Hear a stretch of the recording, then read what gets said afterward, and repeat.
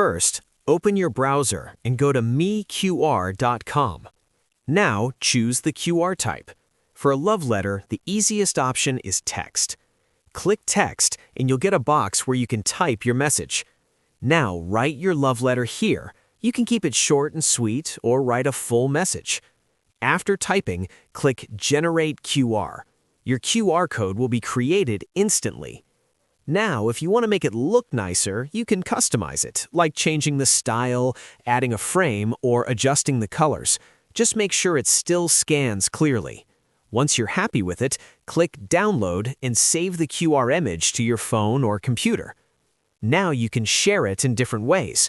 Send the QR image on WhatsApp or Instagram, print it on a card, or even put it on a gift. When they scan it with their camera, your love letter will open right away.